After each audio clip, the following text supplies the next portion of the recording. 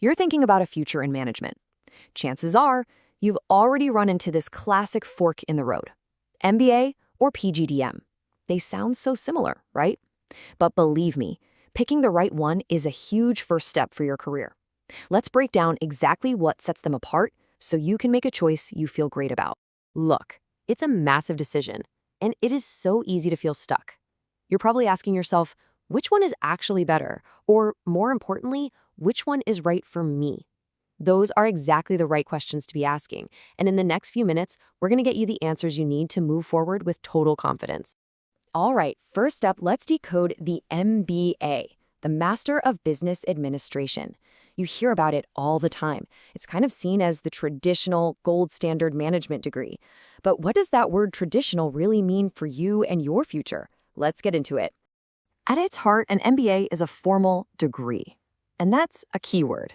It means it's awarded by a university or an institution recognized by the government. This isn't just about the name. It means the whole program is built on a really strong academic and theoretical foundation, and it usually follows that classic semester system you're probably familiar with. Think of it as the established university-backed path. Now, that official degree status comes with some pretty significant advantages. For one, it often makes you eligible for government jobs, or if you want to pursue something like a PhD later on, where a formal master's degree is a must-have. On top of that, MBA programs are often a bit more affordable, and the degree itself, well, it's a recognized credential that's with you for life. But, and there's always a but, right? That traditional structure can have its downsides.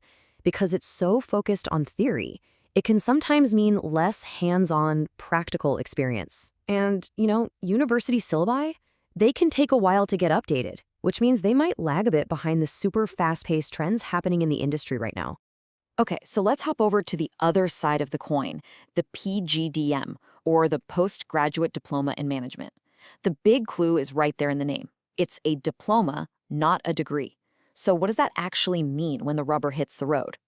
PGDM programs are usually offered by what are called autonomous institutes.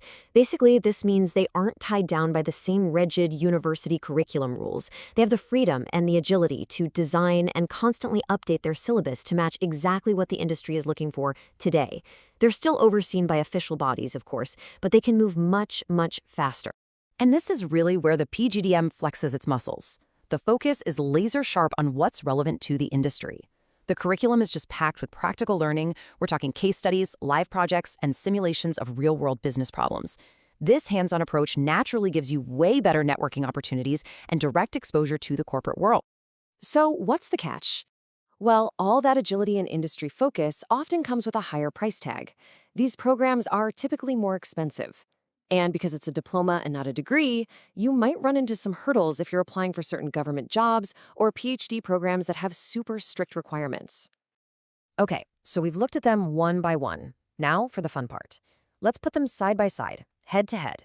I think once you see them this way, the right path for you is going to start becoming crystal clear. This table really lays it all out, doesn't it? You've got the MBA on one side, more theoretical with a stable university-governed syllabus. This makes it a fantastic fit for more structured paths like academia or government work. And on the other side, you've got the PGDM, practical, nimble, and totally industry-driven, which really makes it a launch pad straight into the corporate world. And as you can see, that difference in approach is definitely reflected in the cost. So with this comparison right in front of us, the question really changes.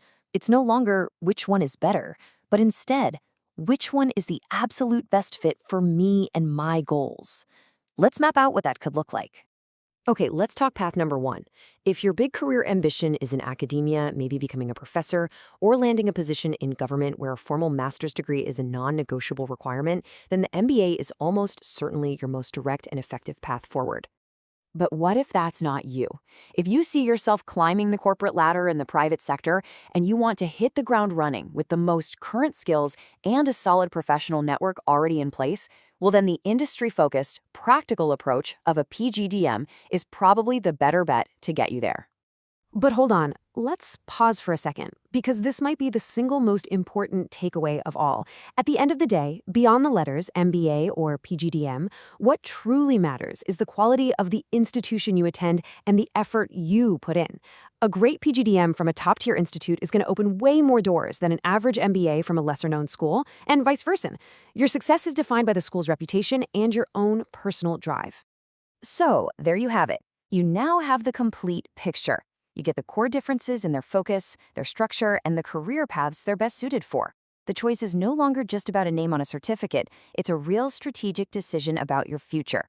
So the only question left is, now that you know the difference, what are you going to build with it?